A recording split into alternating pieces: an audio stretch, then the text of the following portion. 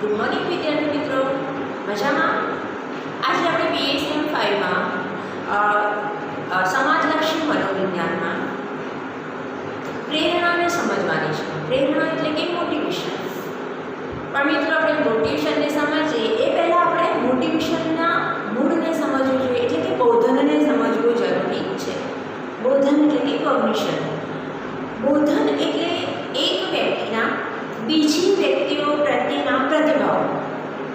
દરેક વ્યક્તિને તેની આસપાસની દુનિયા એટલે કે ભૌતિક અને સામાજિક વાતાવરણ વિશેની પોતાની આગવી એક કલ્પના, છાપ કે ખ્યાલ એટલે કે ઇમેજ ઓર કન્સેપ્શન હોય છે. આવી છાપ કે કલ્પનાને મનોવૈજ્ઞાનિક પરિભાષામાં મિત્રો બોધન એટલે કે કોગ્નિશન કહેવામાં આવે છે.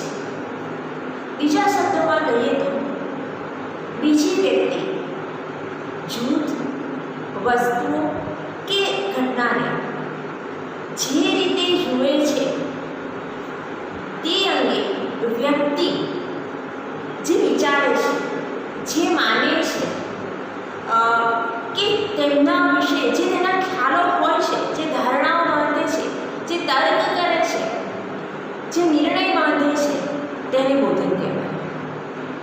એટલે કે બોધન એ વ્યક્તિની આસપાસની દુનિયા વિશેની પોતાની આગવી દ્રષ્ટિ, વિચાર, માન્યતા, ધારણા વગેરેને આવરી લેતી પરિભાષા છે. સંક્ષેપમાં કહીએ તો બોધન એ વાસ્તવિકતા અંગેની વ્યક્તિગત દ્રષ્ટિ એટલે કે individual view of the reality છે. એટલે કે બોધનને જો આપણી ભાષામાં મિત્રો સમજવું હોય તો સામાન્ય રીતે એને સમજ શક્તિ કહી શકાય છે. હવે તમે બોધન તો સમજી જ ગયા છો, તો આગળ વધીએ પ્રેરણા પર. પ્રેરણા એટલે કે મોટિવેશન, જે શબ્દથી તમે બધા જ પ્રભાવિત છો. અને આજના સમયમાં મોટિવેશન માટે ઘણા બધા સેમિનારો થતા હોય છે, ઘણા બધા સ્પીકરો બન્યા છે કે જે લોકો મોટિવેશનલ સ્પીચ આપતા હોય છે. તમે લોકોએ એવા બધા લોકોને સાંભળ્યા પણ હશે. ન્યૂઝપેપરમાં પણ આવે છે મોટિવેશનલ સ્પીચ લેખો. જ્યારે યુટ્યુબ પર ઘણા બધા વિડીયો પણ આવે છે મોટિવેશન વિશે. તો આ મોટિવેશન એટલે કે પ્રેરણા શું છે? તો માનવી પ્રવૃત્તિઓને બોધન દ્વારા માર્ગદર્શન મળે છે.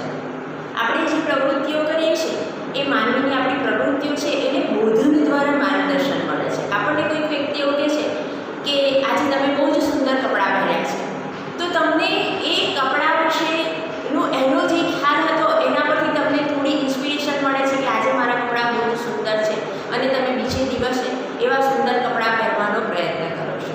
આ એનો જે વ્યક્તિનો ખ્યાલ હતો એ તમને એવું પ્રવૃત્તિ કરવાનું માર્ગદર્શન આપે છે, એવું કહેવાય. પરંતુ પ્રશ્ન એ છે કે માનવી શા માટે પ્રવૃત્તિ કરે છે? માનવ વર્તનના ઉદ્દીપક પરિબળો કયા છે?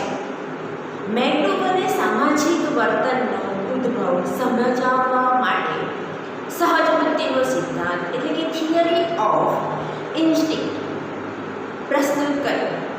ત્યારથી સમાજલક્ષી મનોવિજ્ઞાનમાં સામાજિક વર્તનની સમજૂતી સહજવૃત્તિના સિદ્ધાંત દ્વારા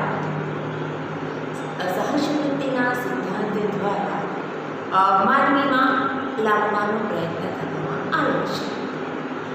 મેકડુગલે સહજવૃત્તિની આપેલી સમજૂતી અનુસાર સહજવૃત્તિ એવી જન્મજાત મનની વૃત્તિ છે કે જેને લીધે માનવી અનેક વસ્તુઓમાંથી અમુક વસ્તુઓ તરફ ધ્યાન આપવા પ્રેરાય છે. વસ્તુ સમક્ષ તે આવેગ અનુભવે છે અને એ વસ્તુ પ્રત્યે અમુક ક્રિયા કરવા પ્રેરાય છે. પરંતુ આધુનિક સમાજલક્ષી મનોવિજ્ઞાનમાં સામાજિક વર્તનને સમજૂતી આપવામાં સહજવૃત્તિના સિદ્ધાંતોનો ઉપયોગ અવૈજ્ઞાનિક ગણાય છે. કારણ કે સહજવૃત્તિનો સિદ્ધાંત માનવ વર્તનને જૈવિક પરિબળોની પેદાશ કરે છે. આ સિદ્ધાંતમાં એમ માનવામાં આવે છે કે માનવી વર્તનની તૈયાર રીતો લઈને જ જન્મે છે. તેમાં માનવીને શીખવાની કે સામાજિકરણની શક્તિનો સ્વીકાર થતો નથી. એટલે કે માનવ વર્તન પર થતી સામાજિક પરિબળોની અસર સહજ વૃત્તિના સિદ્ધાંતમાં સ્વીકારવામાં આવતી નથી.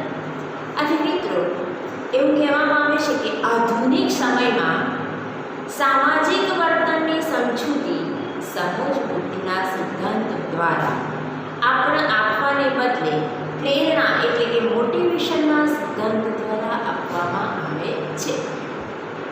મનોવૈજ્ઞાનિકોમાં એક સામાન્ય સંમતિ પ્રવર્તે છે કે માનવ વર્તન આંતરિક અને બાહ્ય ઉદ્દીપકોથી અસર પામે છે. માનવ વર્તન ધ્યેય નિર્દેશ અને પ્રેરકોથી પ્રેરિત થાય છે. પ્રેરકોથી પ્રેરિત એટલે એવું વર્તન કે જેમાં વ્યક્તિ ધ્યેય પ્રાપ્તિ માટે ઝંખે છે અને એમાં જ માનવી પ્રવૃત્ત રહે છે. મિત્રો આપણે બધા જ કોલેજમાં આવીએ છીએ. શેના માટે આવીએ છીએ? આપણો એક ગોલ છે, ધ્યેય છે કે તમારે બધાએ કોલેજ પૂર્ણ કરી એટલે કે સારું એજ્યુકેશન મેળવવું છે, સારું શિક્ષણ મેળવવું છે. સારા શિક્ષણ પછીનું બીજું ગોલ તમારું શું છે? સારી જોબ છે. તો આપણે એક ગોલ છે, એના લીધે આપણે શિક્ષણ મેળવવા આવી રહ્યા છે. એક સારા વ્યક્તિ બનવાનો ગોલ તો આપણામાં હોય જ છે કે આપણે સુશિક્ષિત સારા વ્યક્તિ બનીએ, પણ સારા વ્યક્તિ સાથે સાથે આપણું બીજું સમાજ ઉપયોગી વર્તન પણ હોવું જરૂરી છે. આપણે આર્થિક રીતે સદ્ધર પણ હોવા જરૂરી છે. તો આ બધી જ છે આપણી જરૂરિયાત છે, એને પૂર્ણ કરવા માટે આપણે અહીંયા સુધી પહોંચીએ છીએ. તો એ પ્રેરકો છે જે આપણને અહીંયા સુધી પહોંચાડી રહ્યા છે. તમને કોલેજ સુધી પહોંચાડવા માટે કેટલાક પ્રેરકો જવાબદાર છે અને એને કારણે તમે કોલેજમાં આવો છો. કોલેજમાં આવ્યા પછી તમે સારું શિક્ષણ મેળવવાનો પ્રયત્ન કરો છો. સારું જ શિક્ષણ મેળવવું અને સારા જ માર્ક્સે પાસ થવું, આ બંને કાર્ય તમે કેમ કરી રહ્યા છો? કારણ કે એના પાછળ પણ કેટલાક પ્રેરકો જવાબદાર છે અને આ પ્રેરકોને લીધે તમે આગળ વધી શકશો. તો એ પ્રેરકો તમારા માટે પ્રેરણાનું કામ કરી રહ્યા છે. તમને પ્રેરણા મળી રહી છે એ પ્રેરકો દ્વારા અને એટલે તમે એ પ્રકારનું વર્તન કરતા શીખો છો. પ્રેરકોથી પ્રેરિત વર્તન એટલે એવું વર્તન જેમાં વ્યક્તિ ધ્યેય પ્રાપ્તિ માટે ઝંખે છે અને તેમાં જ માનવી પ્રવૃત્ત રહે છે. એટલે કે તમે ધ્યેય પ્રાપ્તિ માટે તમારી એક ઝંખના છે કે હા મારે હાઈએસ્ટ મેરિટ લાવવું છે, મારે ક્લાસ ફર્સ્ટ આવવું છે કે મારે યુનિવર્સિટી ફર્સ્ટ આવવું છે. તો આ છે તમારું પ્રેરક છે. એના માટે તમે તમારા ધ્યેય માટે વળગી રહો છો અને તમે મહેનત કરો છો. આવું વર્તન ધ્યેય નિર્દેશિત અને ધ્યેયાભિમુખ વર્તન છે. આથી ધ્યેય પ્રાપ્તિ સુધી વર્તનનું સાતત્ય જળવાઈ રહે છે. જ્યાં સુધી વિદ્યાર્થી મિત્રો તમને તમારું ધ્યેય પૂર્ણ થશે નહીં ત્યાં સુધી તમે એની પાછળ વળગી રહેશો. તમે એમએમાં આવો છો કે બીએમાં આવો છો, એડમિશન લો છો, ભણો છો, પણ તમારો એક ગોલ હોય છે કે તમારે હાઈએસ્ટ મેરિટ લાવવું છે અને આ હાઈએસ્ટ મેરિટ લાવવા માટે તમે આખું વર્ષ મહેનત કરો છો. 2 સેમિસ્ટરની એક્ઝામ હોય છે જે એક્ઝામ માટે તમે તનતોડ મહેનત કરો છો. આ વખતે તમે લોકો નસીબદાર છો કે BSM 1 વાળા અને 2 વાળા કે 3, 4 વાળા કે જે લોકોને કોઈ જ એક્ઝામ નથી આપવાની અને સીધા જ કોરોનાને કારણે આગળના ક્લાસમાં જતું રહેવાનું છે. પણ છતાંય તમારા મનમાં એવું થાય છે કે અમે આખું 6 મહિના ભણ્યા હતા, એક સેમિસ્ટર ભણ્યા હતા અને એ સેમિસ્ટરની અમે પરીક્ષા જ ન આપી. વિદ્યાર્થી મિત્રો, હું જાણું છું કે તમને અત્યારે એ વાત જાણીને ઘણું દુઃખ થતું હશે કે તમે 6 મહિના જે મહેનત કરી હતી એ નકામી ગઈ છે. એવું લાગે છે ને? કારણ કે એક્ઝામ નથી. તમારું ગોલ શું છે? એક્ઝામમાં મેરિટ લાવવાનું છે. પણ તમે એવું નિરાશામાં અનુભવશો કે નાસીપાસ ના થશો. તમે જે 6 મહિનામાં ભણ્યા હતા અને એક્ઝામ નથી આપી, પણ હવે તમે જે આગળના સેમિસ્ટરમાં જાઓ છો ત્યાં તમારે એક્ઝામ આપવાની છે એટલે જે એક્ઝામ નથી આપી એ તમારો લોસ છે, એને તમારે અહીંયા આગળ પરિપૂર્ણ કરવાનો છે. કેવી રીતે કરી શકશો? તમારા ગોલને યાદ રાખીને. ગોલ શું છે તમારું? સારું મેરિટ લાવવાનું, ડિસ્ટિંક્શન લાવવાનું, આગળ વધવાનું, સારું ભણવાનું.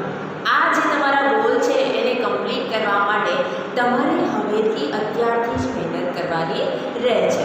તો આ જે ધ્યેય છે, ધ્યેયને વળગી રહેવાનું કાર્ય છે એ ક્યાં સુધી રહેશે? જ્યાં સુધી તમે મેરિટ કમ્પ્લીટ નહીં કરી લો ત્યાં સુધી.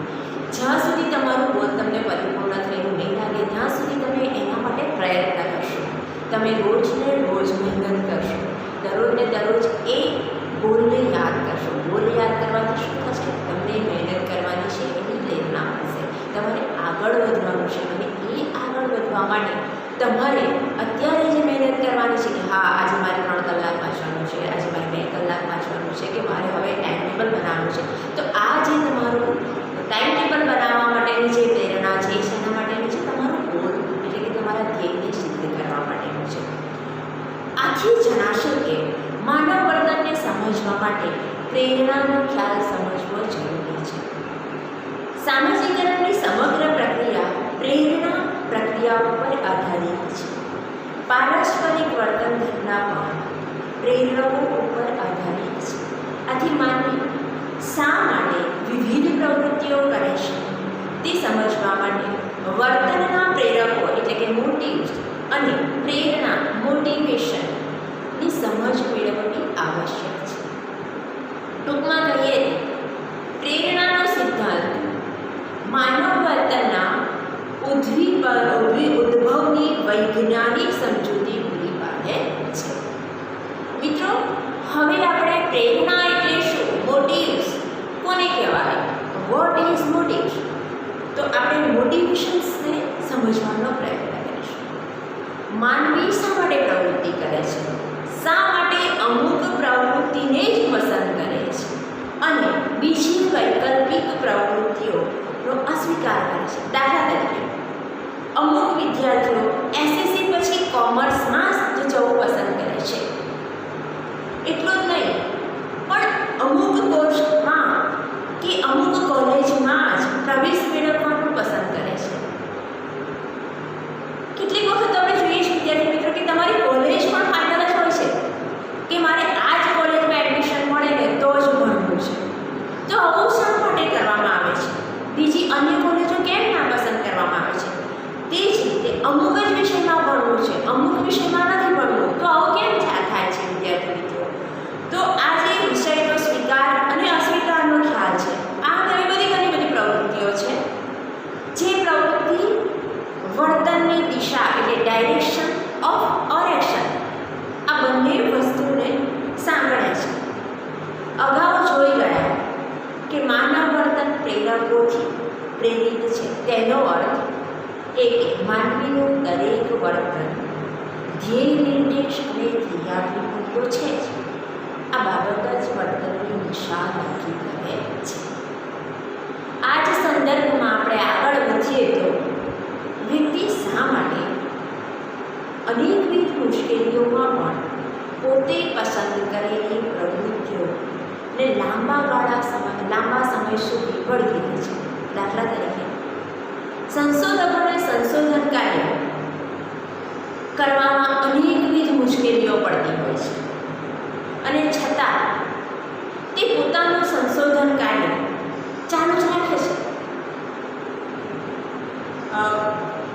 ખ્રિસ્તી મિશનરીઓને અનેક મુશ્કેલીઓનો સામનો કરવો પડતો હોવા છતાં તેઓએ આદિવાસી સમાજોમાં ધર્માંતરની પ્રવૃત્તિ અવિરત ચાલુ રાખી. સુધારકોએ રૂઢિવાદીઓનો ડર વહોરી લેવો પડ્યો છતાં પણ તેમણે જીવન પર્યંત સામાજિક સુધારણાની પ્રવૃત્તિ ચાલુ રાખી. આ અને આવી અનેક ઘટનાઓ છે જે પ્રવૃત્તિના સાતત્ય એટલે કે પરસિસ્ટન્સ ઓર એક્શન સાથે સંકળાયેલી છે. અગાઉ જોઈ ગયા તેમ વ્યક્તિ ધ્યેય પ્રાપ્તિ માટે ઝંખે છે અને તેમાં પ્રવૃત્ત રહે છે. આથી ધ્યેય પ્રાપ્તિ સુધી વર્તનનું સાતત્ય જળવાઈ રહે છે. માનવ વર્તનમાં મિત્રો જોવા મળતી વર્તનની દિશા અને વર્તનના સાતત્યની પ્રક્રિયાને જ સમાજલક્ષી મનોવિજ્ઞાનમાં પ્રેરણા એટલે કે મોટિવેશન કહેવામાં આવે છે. આથી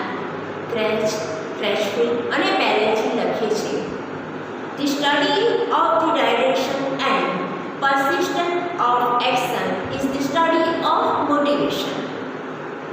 બી કુપ્પુસ્વામી પ્રેરણાનો ખ્યાલ આ પ્રમાણે રજૂ કરે છે.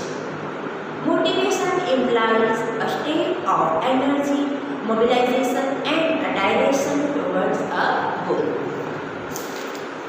એટલે કે પ્રેરણા એ શક્તિ સંચાલનની અવસ્થા છે અને ધ્યેય તરફની દિશા છે. સંક્ષિપ્તમાં કહીએ તો પ્રેરણા એ વર્તનની દિશા અને વર્તનનું સાતત્ય સૂચવતી પ્રક્રિયા છે. મિત્રો, જ્યારે પ્રેરણાની વાત કરીએ છીએ ત્યારે પ્રેરણા એ મોટિવેશન આપણને ક્યાંથી મળે છે, આપણે ક્યાંથી લઈએ છીએ? મેં તમને પહેલાં પણ કીધું કે પ્રેરકો દ્વારા આપણને પ્રેરણા મળે છે. તમારા પ્રેરકો છે કે તમે અહીંયા સુધી પહોંચો છો. તમને કોલેજો સુધી પહોંચાડવામાં ઘણા બધા પ્રેરકો કામ કરી રહ્યા છે. એ પ્રેરકોમાં તમારા શિક્ષક પણ આવી જાય છે, તમારા પુસ્તક પણ આવી જાય છે, તમારા આઈડિયલ ગુરુ પણ આવી જાય છે, તમારા આઈડિયલ નેતા પણ આવી જાય છે, જેમાં ઘણા બધા વિદ્યાર્થી મિત્રોના વિદ્યાર્થી નેતા પણ આવી જાય છે. તો આ બધા છે કે જેને કારણે તમે પ્રેરાઈને અહીંયા સુધી પહોંચો છો. આપણે એક ઉદાહરણ જોઈએ કે દાખલા તરીકે સ્પોર્ટ્સમાં ભાગ લીધી આપણી કોલેજની બહેનો, જ્યારે આપણે આ લોકોને પૂછીએ કે તમને કબડ્ડીમાં જ ઇન્ટરેસ્ટ કેમ પડે છે, તો એના પાછળ એમનું એક પ્રેરક હશે કે સ્કૂલમાં ભણતા ત્યારે અથવા તો કોલેજમાં આવ્યા ત્યારે અથવા તો એમણે વિડીયોમાં જોયા હતા ત્યારે કેટલાક ખેલાડી મિત્રોને જોયા હશે, કેટલાક ખેલાડીઓને જોયા હશે કે જેને જોયા પછી એ લોકોને બી પ્રેરણા જાગી કે હું પણ આવી કબડ્ડીની ખેલાડી બનીશ. કેટલાક વિદ્યાર્થી મિત્રો એવા છે કે જેમને ભણવામાં ઇન્ટરેસ્ટ આવ્યો છે, તો કેટલાક લોકોએ સ્વામી વિવેકાનંદને વાંચી લીધા છે. તો વાંચ્યા પછી એમના જીવનથી આપણે ઘણું બધું મેળવીએ છીએ, શીખીએ છીએ અને એ શિખામણ છે, એ શીખ છે જે આપણા પ્રેરક છે, જે આપણને વર્તન કરવાની પ્રેરણા આપે છે. અને એને કારણે આપણે આગળ સુધી ભણવાનો પ્રયત્ન કરીએ છીએ. આપણે કોઈ પણ વસ્તુ સુધી પહોંચવા માટે, આપણા ગોલ સુધી પહોંચવા માટે એના પ્રેરકોને પહેલાં ધ્યાનમાં લઈએ છીએ. તમને તમારા વાલી એવી પ્રેરણા આપતા હશે કે બેટા કોઈ પણ પરિસ્થિતિ હશે પણ તારે ભણવાનું પણ છે જ, અને એ તમારું પ્રેરક છે કે તમને એમને આપેલી પ્રેરણા છે જે પ્રેરક બને છે તમારા માટે. એ પ્રેરણાને વળગી રહી અને તમે આગળ સુધી પહોંચો છો. એ મોટિવેશનથી તમે તમારું ગોલ છે જેને સિદ્ધ કરી શકો છો. તો આ જે ગોલ છે, આ જે મોટિવેશન છે, એના માટે બોધન, તમારી એક વ્યક્તિ પ્રત્યેની છાપ પણ એમાં કામ કરી જાય છે. તમને આગળ સમજાવ્યું એમ કે કોઈ વ્યક્તિ પ્રત્યેની આપણા મગજમાં છાપ છે કે આ વ્યક્તિ આટલે સુધી પહોંચી છે. ઘણી વખતે આપણે બધા યંગ જનરેશનના જે વિદ્યાર્થી મિત્રો છે, આ લોકોના બધાનામાં હિરોઈન પ્રત્યેની એક છાપ હોય છે કે હું કેટરીના કૈફ જેવી જ દેખાવ, અને એના માટે એ લોકો એવા પ્રયત્નો કરતા રહે છે કે એવા ડ્રેસિંગ સેન્સ લે છે, એવા બોડી એક્સપ્રેશન આપે છે, એવું વર્તન કરવાનો પ્રયત્ન કરે છે. કેમ? આપણે એવું ઈચ્છીએ છીએ કે આપણે પણ એવા બનીએ. તો આ છે જે આપણા મોટિવ્સ છે, આપણે પણ એવા દેખાઈએ. તો આ છે આપણી એ વ્યક્તિ પ્રત્યેનું બોધન છે. એના માટેનો આપણો ખ્યાલ છે કે આ વ્યક્તિ આવી સુંદર દેખાય છે તો મને પણ એવું જ સુંદર બનવું છે અથવા દેખાવું છે. તો આ જે ખ્યાલ છે આપણો, એ વ્યક્તિ પ્રત્યેનો ખ્યાલ છે, એને આપણે બોધન કહીએ છીએ. અને એ વ્યક્તિ પ્રત્યેના ખ્યાલમાંથી આપણે પ્રેરણા મેળવીએ છીએ કે હું પણ એવી બનીશ. એ આપણું પ્રેરક છે, વ્યક્તિ આપણું પ્રેરક બને છે અને આપણે એ પ્રેરણામાંથી આગળ વધીએ છીએ અને આપણા ગોલ સુધી પહોંચીએ છીએ. એટલે આપણે એ ગોલ મેળવવાનો પ્રયત્ન કરીએ છીએ. અસ્તુ વિદ્યાર્થીઓ, કાલે આપણે આગળ સમજીશું.